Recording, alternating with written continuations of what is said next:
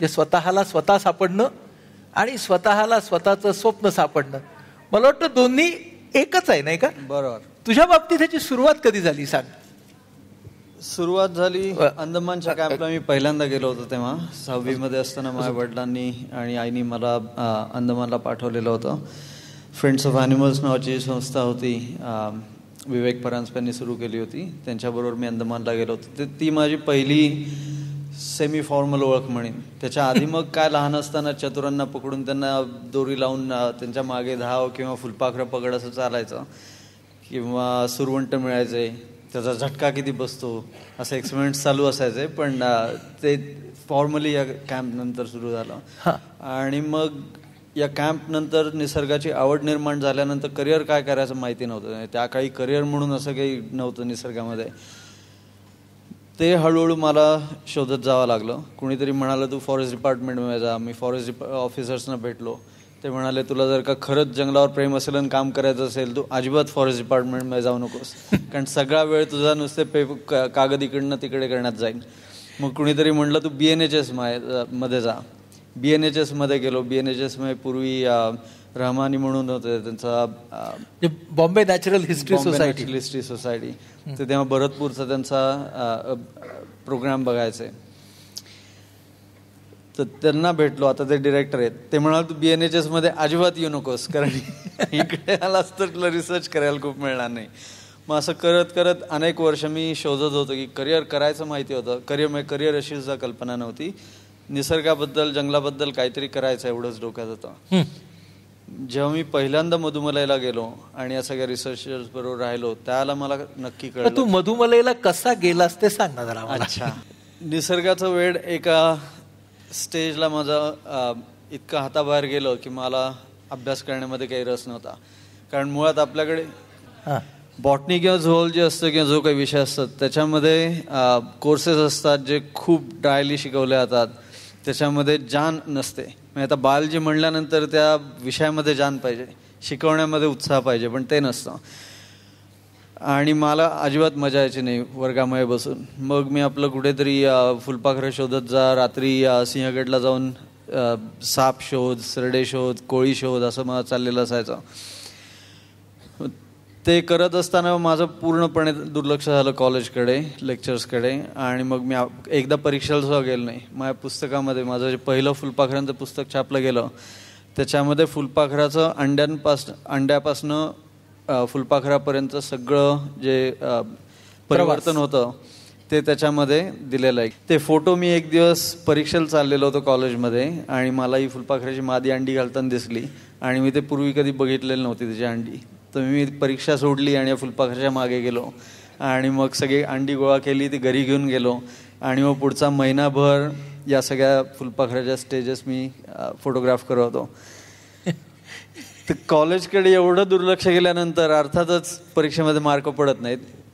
तर माझं FY झालं ज्याच्यामध्ये केमिस्ट्री माझं राहिलेलं होतं. केमिस्ट्री आणि ॲक्च्युली अजून काही विषय राहिले होते. आणि मला आश्चर्याचं वाटलं की एकदा माझं बॉटनी सुद्धा राहिलेलं होतं. आणि मला कळे ना की बॉटनी कसं काय मी नापास झालो. मग दुसऱ्या वर्षी परत जेव्हा मी FY केलं त्याला दुसऱ्या सेमिस्टरला गेलो आणि अभ्यास करायला लागलो तेव्हा मला लक्षात आलं की आदल्या वर्षी 2 पुस्तकं होती, त्यातलं दुसरं पुस्तक मला माहितीच नव्हतं. मी एक पुस्तक वाचलं आणि गेलो आणि मला कळे ना की याची उत्तरं कशी मला माहिती नाहीत. असं सगळं दुर्लक्ष करून करून पहिल्या वर्षी नापास झालो होतो. दुसऱ्या वर्षी परत केमिस्ट्री राहिलं होतं. मग आपल्याकडे नियम आहे की जोपर्यंत तुमचे FYचे सगळे पेपर संपत नाही तोपर्यंत मी TYला जाऊ शकत नाही. मग ते 1 वर्ष मला कॉलेजला जाता येत नव्हतं. त्यावेळेला मग वाटवे सर, मिलिंद वाटवे जे आता आयसर पुणेमध्ये प्रोफेसर आहेत, त्यांना मी खूप लहानपणापासून माहिती होतं. माझा पहिला जो अंदमानचा कॅम्प झाला 6वीत असताना तेव्हापासून ते मला ओळखत होते आणि त्यांनाही माझं वेळ माहिती होतं. आणि काही प्रमाणात त्यांनी स्वतःसुद्धा ते जोपासलेलं होतं आणि त्याला फोफावायला मदत केलेली होती.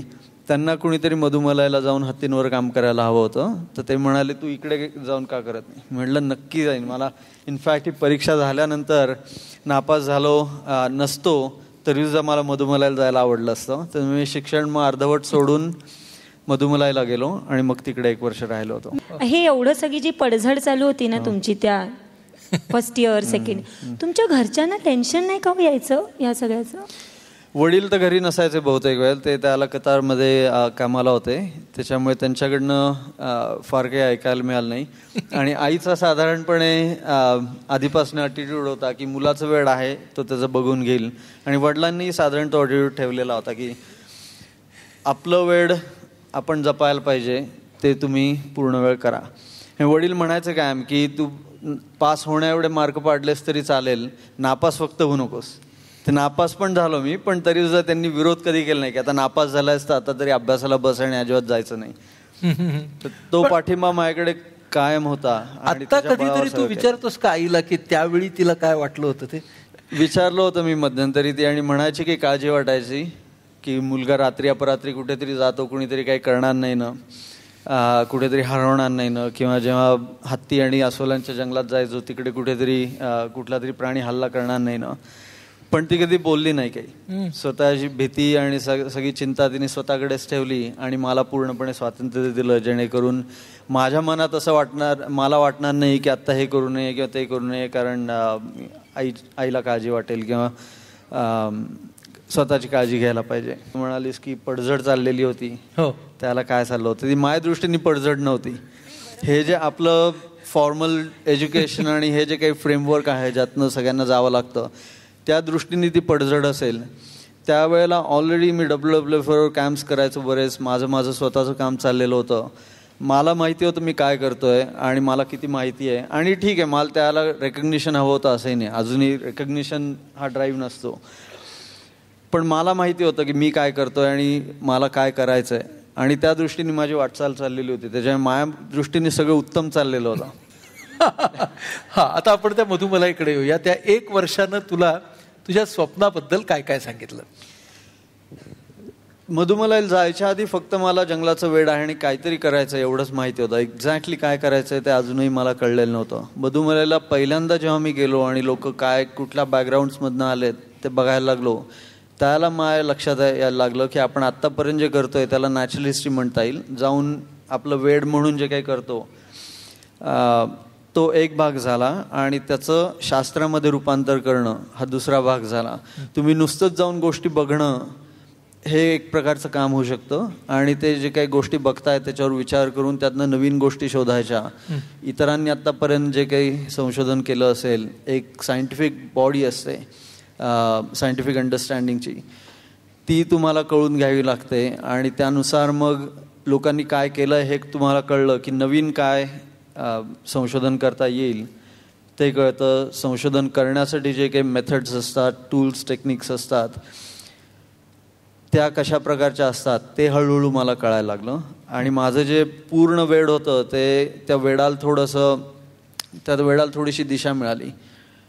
आणि मग जंगलात गेल्यानंतर मी नुसतंच इकडे तिकडे हिंडायचं, त्याच्याऐवजी नोट्स कशा ठेवाव्यात, त्या सगळ्या नोट्स एकत्र करून त्याच्यातनं काहीतरी निष्कर्ष कसे काढावेत, नवीन माहिती गोळा कशी करावी, या गोष्टी मला खूप कळायला लागल्या. आणि त्याचा प्रचंड फायदा झाला. म्हणजे मी मधुमलाईत गेलो नसतो तर बहुधा मी या शास्त्रज्ञांच्या संपर्कात कधीच आलो नसतो, निदान सुरुवातीला तरी. आणि संशोधनामध्ये तुम्हाला पडायचं असेल, सायंटिफिक करिअर करायचं असेल, तर तुम्हाला योग्य वेळी योग्य गोष्टी करायला लागतात. तुम्ही 50 वर्षाचं असताना म्हणू शकत नाही की मी आता संशोधक बनीन. मला काही लोक माहिती आहेत ज्यांनी हे केलं आहे, पण बहुतेक जणांना जमत नाही.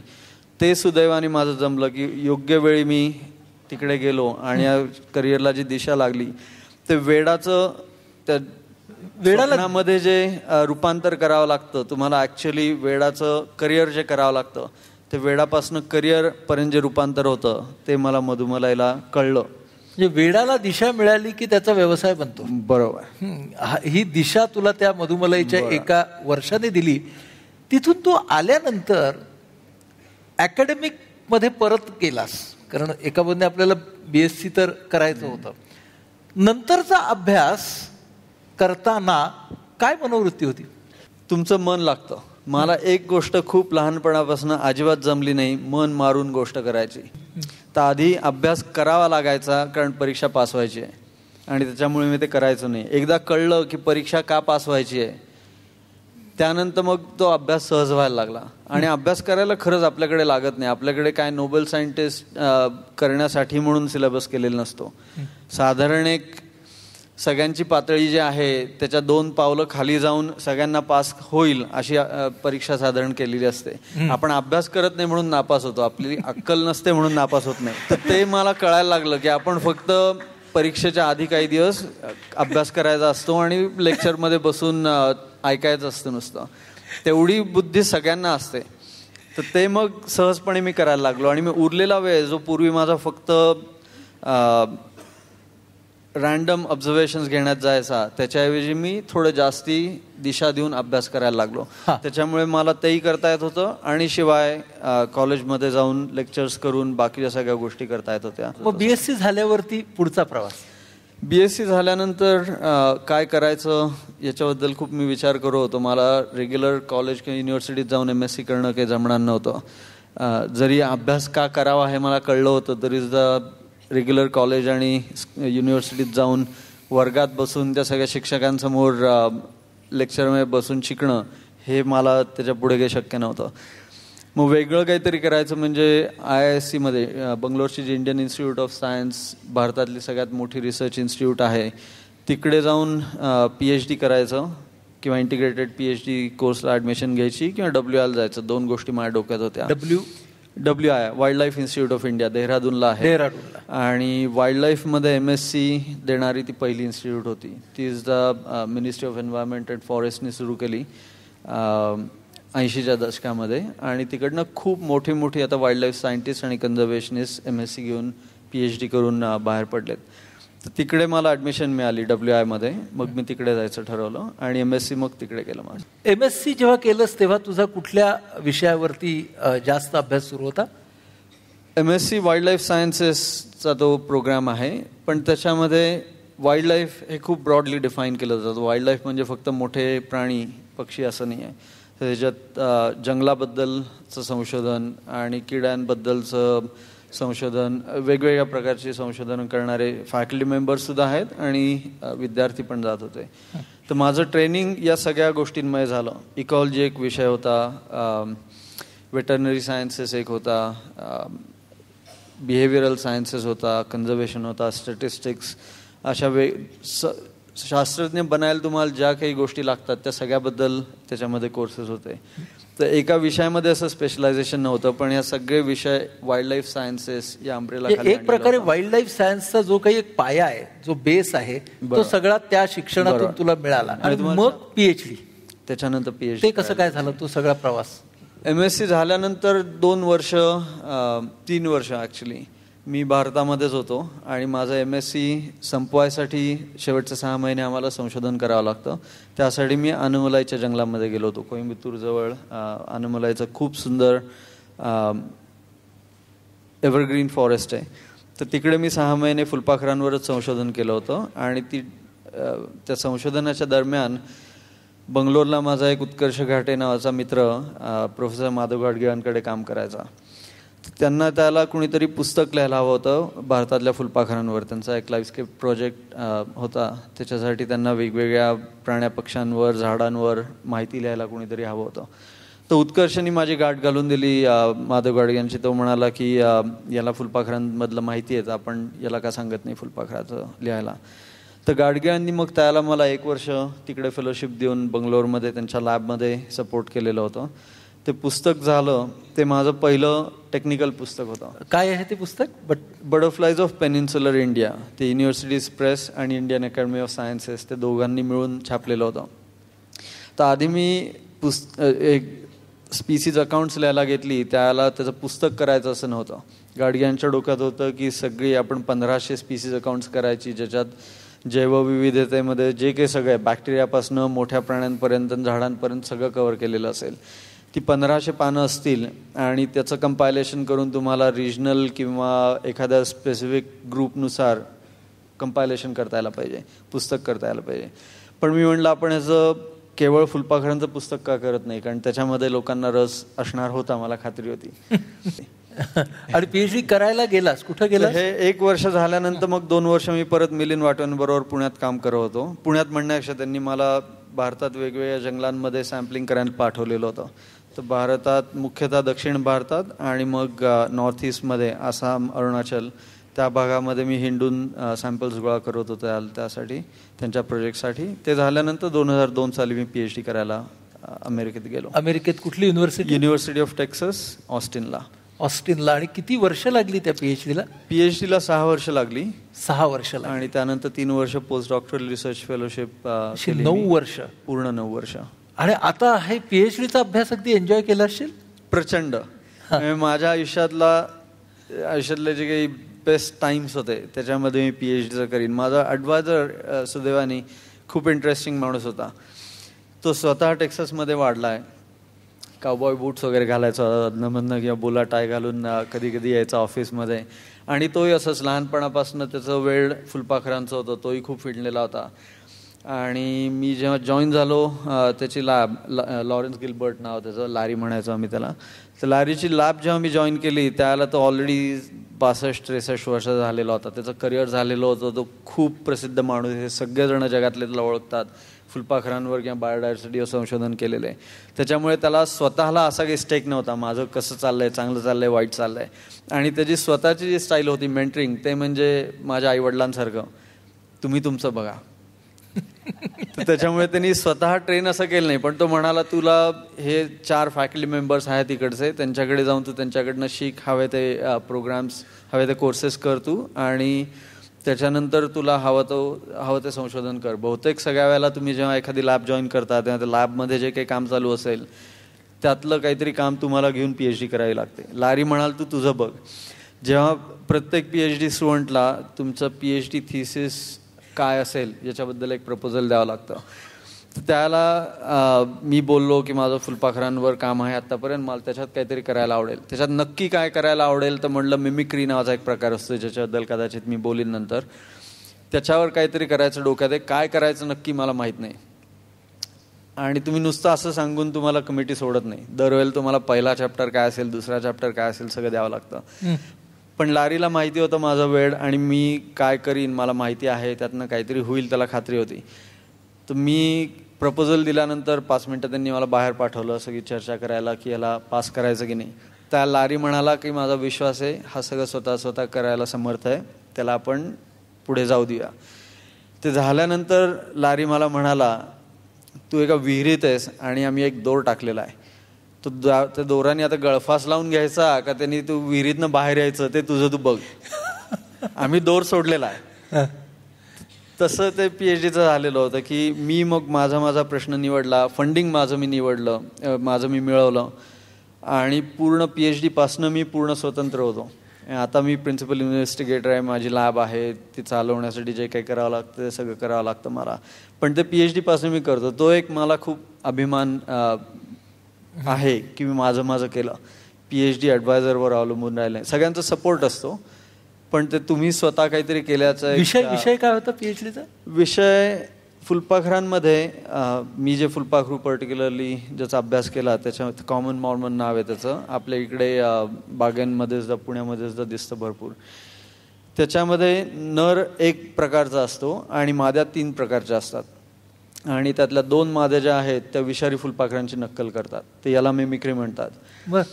ते हे जे फुलपाखरू आहे कॉमन मॉर्मॉन ते स्वतः बिनविषारी आहे. लिंबाच्या झाडावर ते वाढतं आणि पक्ष्यांनी जर का त्याला खाल्लं तर त्यांना आवडतं ते फुलपाखरू, टॉक्सिक नाही आहे. पण दुसरी जी 2 फुलपाखरं दिसतात, कॉमन रोज आणि क्रिम्झन रोज, जी सुद्धा आपल्या इकडे बागांमध्ये आणि शेतांमध्ये दिसतात, या 2 रोजेस जे आहेत त्यांच्या आळ्या अरिस्टोलॉकिया नावाची एक वेल असते, बदक वेल म्हणतात त्याला मराठीमध्ये, त्याच्यामध्ये खूप विषारी पदार्थ असतात. तर आई सगळे हे विषारी पदार्थ खाते पानांबरोबर, ते स्वतःच्या शरीरामध्ये साठवून ठेवते आणि त्याच्यामुळे आळी आणि नंतर जे बाहेर येतं ते फुलपाखरू, ते दोन्ही विषारी होतात. त्याच्यामुळे त्यांना पक्षी खात नाहीत. बरं. त्या कॉमन मॉर्मॉनच्या ज्या 2 माद्या आहेत त्यांच्यामध्ये आता इव्होल्युशन अशा प्रकारे, उत्क्रांती अशा प्रकारे झाली आहे की त्यांच्या पंखाचा रंग पूर्ण बदलून या विषारी फुलपाखरांसारखे ते दिसायला लागलेत. बरं.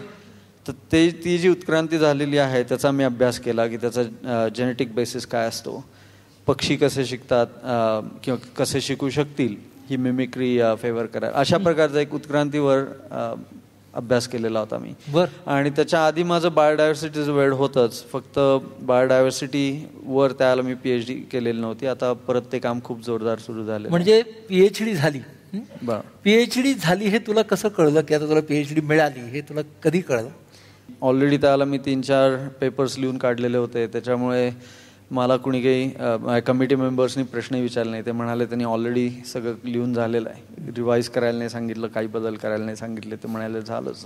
हो, आणि तू डॉक्टर झालास. डॉक्टर झालो. मग आता ते FYचं फेल्युअर आणि तो डॉक्टर हा जो अख्खा प्रवास आहे त्याच्याकडे तू जेव्हा पाठी वळून बघतोस तेव्हा तुला त्यातली ग्रेटेस्ट लर्निंग म्हणजे तू काय शिकलास असं वाटतं त्या सगळ्यात? संशोधनाच्या बाबतीत म्हणायचं झालं तर या उत्क्रांतीवाद, मी परत डिटेल्समध्ये जात नाही, पण बहुतेकदा गेले 150 वर्ष ऑलमोस्ट बहुतेक सगळा फोकस हा मेल्सवर असतो. नर जो आहे ज्या प्रत्येक प्रजातीचा त्याच्यामध्ये काय इव्होल्युशन चाललेलं आहे त्याच्यावर खूप भर दिला जातो. आणि बायोलॉजिस्टचं थिंकिंग या प्रकारे आहे गेले 150 वर्ष. मी जे संशोधन केलं त्याच्यामध्ये माझ्या लक्षात आलं की माद्यांवर सुद्धा खूप सिलेक्टिव्ह प्रेशर आहे, त्यांच्यावर सुद्धा त्यांच्यामध्ये सुद्धा खूप इव्होल्युशन अर्थातच होत असतं, फक्त त्याच्यावर कुणी भर दिलेला नव्हता. तर माझ्या संशोधनातनं कळलं की त्यांच्यामधली जी उत्क्रांती आहे, माद्यांमधली उत्क्रांती आहे, त्याचा सुद्धा खूप मोठा भाग आहे एकूण स्पीसीज कशी इव्हॉल्व्ह होते त्याच्यावर. आणि तो जो निष्कर्ष होता आणि त्याचं जे प्रूफ होतं ते प्रूफ खूप गाजलं आणि अजूनही त्या पेपरला खूप सायटेशन्स मिळतात आणि बऱ्याच पुस्तकांमध्ये सुद्धा आता त्याचा उल्लेख केला जातो की आपण जे झापड लावून नरांकडे जास्ती लक्ष केंद्रित करत होतो त्याच्याऐवजी माद्यांमध्ये जी उत्क्रांती होते आणि त्याचा स्पीसीज इव्हॉल्व्ह व्हायला काय रोल असतो, ती माझी आय थिंक आत्तापर्यंतची सगळ्यात मोठी डिस्कव्हरी म्हणेन मी.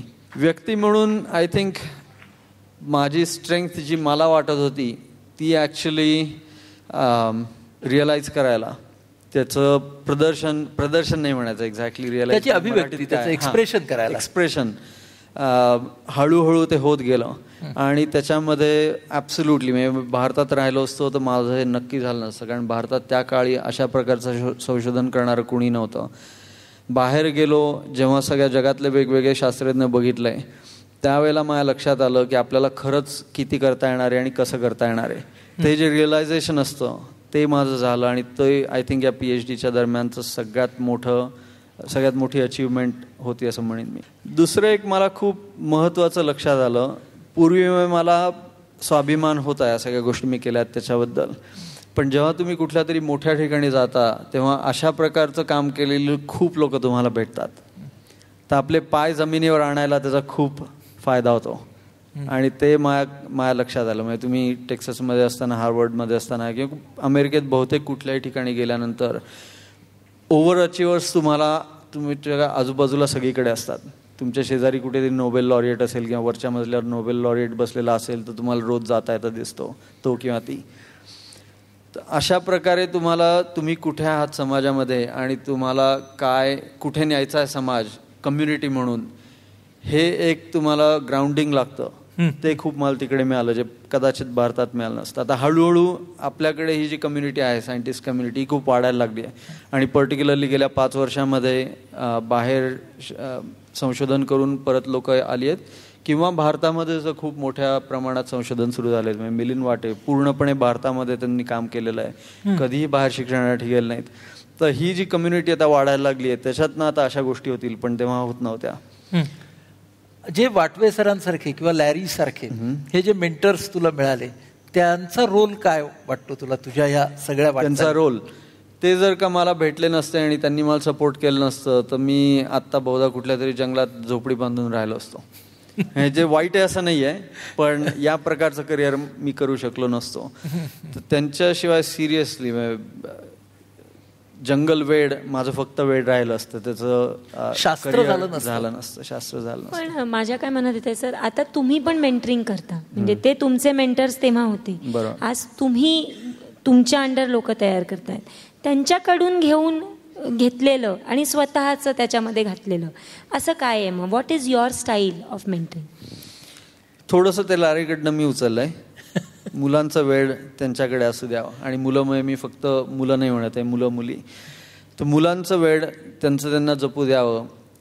PhD 5 वर्षात करायची असते, जनरली 6 वर्षात करायची असते. काही जणांना लवकर सापडतं काहीतरी करायला, काही जणांना उशिरा सापडतं. पण त्यांचं तुम्ही सोडलं तर ते सुरुवातीपासून स्वतः पायावर उभे राहतात. जेवढं आपण त्यांना स्पून फीडिंग करू तेवढं ते यशस्वी होण्याची शक्यता कमी होत जाते. आणि हे दोन्ही वाटव्यांकडनं आणि लारीकडनं दोघांकडनं मला मिळालं. आणि ते मी थोडंसं बाकीच्यांकडे आता पोचवण्याचा प्रयत्न करतोय. त्याच्यात जेव्हा माझ्या विद्यार्थ्यांना गायडन्स हवा असतो तेव्हा मी कायम असतो, लॅबमध्येच असतो मी बहुतेक वेळ. पण म्हणून त्यांना कुठल्या तरी दिशेला न्यायचा प्रयत्न करू नये, त्यांना दाखवावी मेवी आणि त्यांना नंतर निवडू द्यावं. आता ना आपली सगळी जरा गंभीर चर्चा चालली आहे, तर आता मी तुझं जसं एक संशोधनाचा भाग हा लॅबमधला आहे, दुसरा संशोधनाचा भाग प्रत्यक्ष जंगलामधला आहे. तर आता मी एक वेगळी राऊंड कृष्णमेघसाठी प्लॅन केली आहे. आणि ती अशी आहे की त्याच्या सगळ्या अनुभवांमध्ये विशेषतः जंगलामधल्या मी आता काही भावना त्याला सांगणार आहे. आणि त्या भावनांचा अनुभव त्याने कधी कुठल्या प्रसंगांमध्ये घेतला हे तो आपल्याला सांगणार आहे. तर पहिली भावना आहे भयंकर भीती. वाटलेली नाही कधी? बरं, मर्यादित भीती. हत्ती खूपदा मागे लागलेत माझ्या. आणि बऱ्याचदा हत्ती जेव्हा मागे लागतात तेव्हा त्यांना नुसतं तुम्ही लांब जायला हवं असतं. कधी कधी फक्त गंभीरपणे ते तुमच्या मागे लागतात. आणि दोन्ही माझ्या बाबतीत झालेलं आहे. हत्ती नुसतं तुम्हाला पळून लावायला केव्हा हल्ला करतात त्याला मॉक चार्ज म्हणतात. ते तुम्हाला थोड्या सवयीनंतर, थोड्या अनुभवानंतर कळायला लागतं. तर ते कळायला लागल्यानंतर तुम्ही हत्तीपासून फक्त 50-100 पावलं मागे जाणं अपेक्षित असतं त्यांना. तेवढं करून थांबायचं आणि मग मजा बघायची हे कळायला लागलं. पण एका वेळेला जेव्हा मॉक चार्ज होईल असं वाटलं होतं त्याच्यामुळे मी लाईटली थोडासा मागे आलो. आणि हा हत्ती खूप तरुण होता, आपल्या माणसांसारखंच. जेव्हा नर हत्ती तरुण असतात तेव्हा ते प्रचंड चिडके असतात. आणि जसे मोठे होत जातील तसतसे एकूण रिलॅक्स होतात ते. तर हा एक खूप तरुण हत्ती होता आणि त्याला अजिबात आवडलेलंच नव्हतं की मी एवढ्या जवळ आलो. मी जवळ जायला म्हणून गेलेलो नव्हतो.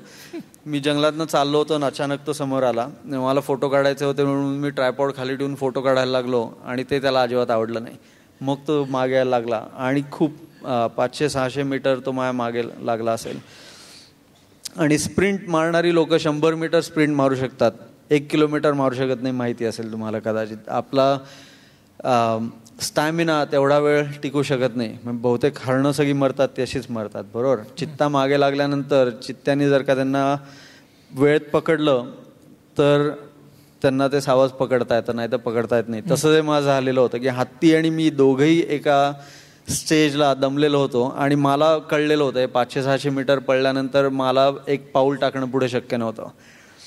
त्याच्यामुळे मी वळलो आणि म्हटलं ठीक आहे, आता जर का मरायचं असेल हत्तीचे सोंडेनी फटका मारून तर निदान बघावा तरी त्याच्याकडे. म्हणून मी बघितलं तो मागे होता आणि त्याचा सुद्धा स्टॅमिना संपलेला होता. तर तो पण तिकडे थांबलेला होता आणि तरी तो भयंकर चिडलेला होता. त्याच्यामुळे जोरजोरात त्याचं ओरडणं चाललेलं होतं. तो सोंड शेजारच्या झाडावर आपटत होता, जमिनीवर आपटत होता, सगळ्याचा राग काढण्यासाठी. तर अशा प्रकारचे बरेच अनुभव आहेत. दुसरी भावना अत्यंत ज्याला आपण शांती असं म्हणू, सबलाईन, डिव्हाइन अशी एक दैवी स्वरूपाची शांती, ह्याचा अनुभव कधी जंगलात? 2 अनुभव आणि दोन्ही जंगलात नाही आहेत. म्हणजे जंगल ज्याला आपण म्हणतो अशाच्यात नाही आहेत. सगळ्यात पहिलं स्पितीच्या भागामध्ये हिमालयात लडाखच्या जवळ जेव्हा मी गेलो होतो तेव्हा तिकडे एका मोनास्ट्रीमध्ये गेलो. आणि त्यावेळेला आयुष्यात पहिल्यांदा पूर्ण शांतता काय असते ती मी अनुभवली. त्याच्या आधी आपण ज्याला शांतता म्हणतो ती खरी शांतता नसते. काहीतरी कुठेतरी आवाज चालू असतो, काहीतरी होत असतं. पण या मोनास्ट्रीत जेव्हा मी बसलो तेव्हा वाऱ्याचा सुद्धा आवाज नव्हता आणि काही नव्हतं. ॲब्सल्यूट शांतता. म्हणजे तुमचे सगळे सेन्सेस तुम्ही उघडे करा, कुठेही काही नसतं. दुसरी शांती आणि ऑलमोस्ट स्पिरिच्युअल एक्सपिरियन्स ज्याला मी म्हणेन ते राजस्थानच्या वाळवंटात होतं. ते पूर्ण वाळवंटामध्ये सँड ड्यून्समध्ये होतो मी आणि माझी बायको दीपा, दोघंजण त्याला. आणि तिकडे बसल्यानंतर परत काही आवाज नसतो, खाली सँड ड्यून आणि वर आभाळ आणि त्याच्यात भरपूर तारे. एवढे तारे तुम्ही आयुष्यात दुसरीकडे कुठेही बघणार नाहीत. हे 2 अनुभव मी म्हणेन ज्याला ॲब्सल्यूट सिरेनिटीचा अर्थ मला पूर्णपणे कळला. पुढची emotion thrill and courage.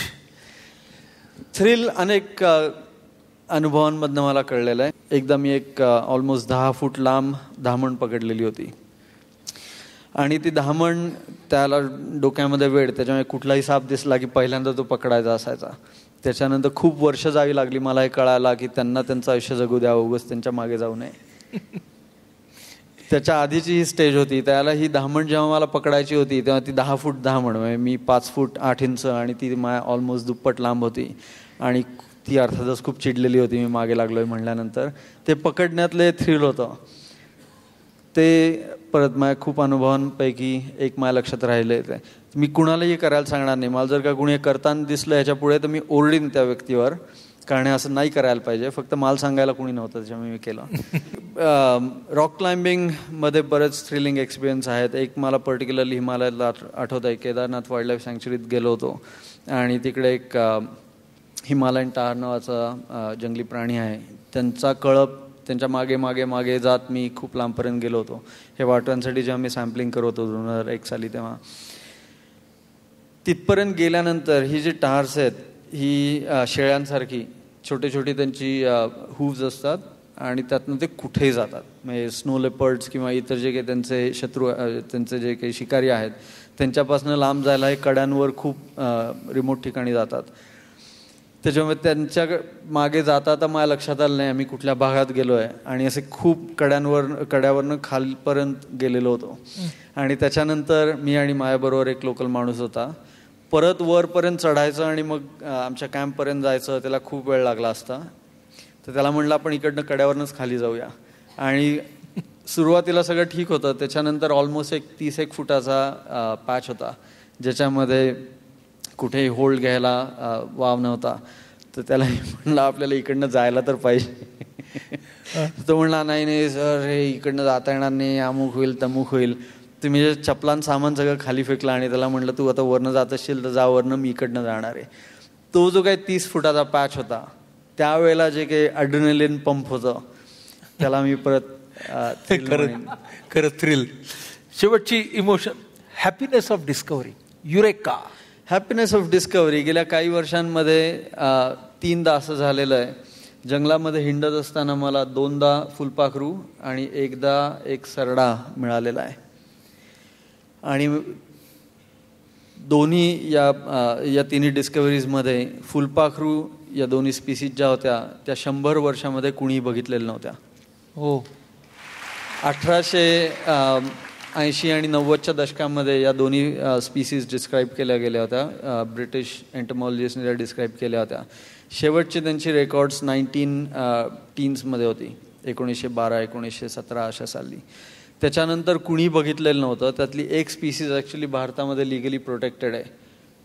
स्केअर्स gesture नाव आहे त्याचं. जेस्टर या ग्रुपला म्हणतात आणि स्केअर्स कारण ते खूप दुर्मिळ आहे. ते जेव्हा मला दिसलं तेव्हा जो काही आनंद झाला होता त्याला तोड नाही आहे. आणि दुसरं फुलपाखरू अशा प्रकारे शेड्यूल्ड नाही आहे, लिगली प्रोटेक्टेड नाही आहे, पण तेही 100 वर्षांनी दिसलं. तेव्हा सेन्स ऑफ डिस्कव्हरी जो होता की 100 वर्ष कुणीही बघितलेलं नाही जगात. काही फुलपाखरांना तर शोधायचाही प्रयत्न केला होता आणि ते मिळालेलं नाही आहे, ते होतं. आणि हा सरडा जो होता तो 1940 साली परत एका ब्रिटिश हर्पेडॉलॉजिस्टनी डिस्क्राईब केलेला होता ब्रह्मदेशातनं. त्यानंतर 70 वर्ष कुणी तो बघितलेला नव्हता, 68 वर्ष. आणि 2008 साली तो मला अरुणाचल प्रदेशमध्ये मिळाला. हे सगळं वेळ एका बाजूला, हां, आणि त्याच्यातला अर्थात धोका सहित असलेलं वेळ. आणि दुसऱ्या बाजूला आपलं जे दैनंदिन आयुष्य असतं, आपले कुटुंबीय, आपले मित्र किंवा हे सगळे नातेसंबंध, या सगळ्यांची सांगड तू कसा घालतोस? सांगड घालायचा नाही प्रयत्न करत, कारण दोन्हीचं गणित जुळणं अवघड आहे. सुदैवाने ज्या वेळेला मी साप पकडायला लागलो, पक्ष्यांच्या मागे जायला लागलो, फुलपाखरांचा अभ्यास करायला लागलो, त्याला माझ्या आईला सुद्धा ते वेळ चावला एकदा. आणि त्याच्यानंतर ती सुद्धा साप पकडायला लागली आणि तिलाही जंगलात हिंडायला जायची आवड निर्माण झाली. हा उपाय चांगला आहे, म्हणजे आपलं वेळ आपल्या आई बाबाला द्या, इन्फेक्ट करायचं बाकीच्यांना. मग तेही यायला लागल्यानंतर मग काय कॉन्फ्लिक्ट असा राहत नाही, त्यांना वेळ द्यायचा, मग काय त्यांनाही घेऊन जायचं. आणि बायकोचं ते असंच झालं, तिलाही निसर्गाचं वेळ होतं, फक्त हिंडणं फिरणं असं फार नव्हतं. आमचं लग्न झाल्यानंतर मग आणि त्याच्या आधी सुद्धा आम्ही खूप हिंडायला लागलो. त्याच्यामुळे मग जो काही एकत्र वेळ घालवायचा असतो मित्रांबरोबर, नातेवाईकांबरोबर, ते मी त्यांना माझ्याबरोबर घेऊन जातो आणि मग तिकडेच वेळ जातो. आता सुद्धा पुण्यात घर आहे, पण आईलाच मी कधी कधी बंगलोरला बोलवतो किंवा तिला कुठेतरी घेऊन जातो. त्यामुळे अशा प्रकारे कॉन्फ्लिक्ट रेझोल्युशन मला खूप चांगलं रेझोल्युशन, की त्यांना आपलं वेळ द्या, बरोबर, बस. त्याचं वॅक्सिनेशन दिलं की पुढचं काम संपलं. मी जे ऐकत होते ना, मी या सगळ्याचा ॲनालिसिस खूप एका चाकोरीमध्ये राहणाऱ्या माणसाला या सत्रातून काय मिळालं असं मला करावंसं वाटतं आणि खूप मनापासून ते करावंसं वाटतं. मला वाटतं तुम्ही जे सगळा तुमचा प्रवास आहे त्याचं एकच ब्रीद किंवा एक सिंगल लायनर जर मला सुचत असेल तर ते आहे लिव्ह अँड लेट लिव्ह. म्हणजे हे जग आहे, ही जी पृथ्वी तल आहे ते आपल्यासाठी आहे, पण आपल्यासारख्याच इतरांसाठी पण आहे. आणि त्यांचा जो काही त्यांचा जो राईट आहे तो आपण काढून घेतला नाही पाहिजे. मग हे लिव्ह अँड लेट लिव्ह हे कन्झर्वेशनच्या बाबतीत पण खरं आहे, स्वप्नांच्या बाबतीत पण खरं आहे, की you live and let others live. आणि मला वाटतं मी इथून पालक म्हणून खूप मोठा हा मेसेज घेऊन जाते आहे, की आपलं मूल चाकोरीतच राहिलं पाहिजे, त्याची स्वप्नंसुद्धा त्याच पद्धतीने राहिली पाहिजेत. हे जाणून बुजून नाही, पण अजाणतेपणी आपण पालक म्हणून करतो. आणि तुम्हाला मिळालेले मेंटर्स आणि तुम्ही असलेले मेंटर्स यातनं हा एक खूप मोठा मेसेज मी घेऊन जाते आहे, की ती सपोर्ट सिस्टम दुसऱ्याने का द्यावी, आपण आपल्या घरातून का देऊ नये. लीडरशिप मॉडेल्स असतात वेगवेगळी, त्याच्यात एक ट्रान्सफॉर्मेशनल लीडर नावाचं मॉडेल असतं. आणि तो ट्रान्सफॉर्मेशनल लीडर हा खरं तर जग बदलत असतो, पण त्याच्यासाठी तो आधी स्वतः बदलत असतो. म्हणजे बी द चेंज हा त्यातला मुद्दा आहे. तो स्वतः बदलतो, स्वतःशी सूर जुळवतो आणि मग त्याला दुसऱ्यासाठीचं स्वप्न दिसतं. मग तो ते एकटा स्वप्न बघत नाही तर त्याला ट्रान्सफॉर्म करायला लागतो. आणि मग त्याचं ट्रान्सफॉर्मेशन झालं की खरं तर आपोआप जगच ट्रान्सफॉर्म होत असतं. त्यामुळे तुमचं जे शेवटचे स्वप्न आहे तेच डोक्यात ठेवून मला वाटतं तुमच्या हातून हे जे ट्रान्सफॉर्मेशनल कार्य होतं आहे त्यासाठी आमच्या सगळ्यांच्या खूप शुभेच्छा. आणि मला असं वाटतं दीपिका, कृष्णवेगच्या या पुस्तकाचं नाव आहे एका रानवेड्याची शोधयात्रा. जर आपल्या या सत्राचं नाव द्यायचं असेल तर एका रानवेड्याच्या शोधयात्रेतून आलेलं शहाणपण असं आपण नक्कीच याला नाव देऊ. एका बाजूला शोधयात्रा आहे आणि एका बाजूला शहाणपण आहे. There is search and at the end of search there is always wisdom. एक छोटीशी गोष्ट जाण्यापूर्वी फक्त सांगेन मी, 20 वर्षापूर्वी हे जे आत्ता शहाणपण दिसतंय ते शहाणपण म्हणून लोक बघत नव्हते. हो, तर ही सगळी मुलं आहेत त्यांना पर्टिक्युलरली मला सांगायला आवडेल की मी आधी म्हटलं तसं तुमचं वेळ शोधा आणि ते त्याच्या मागे जा आणि मोठे व्हा.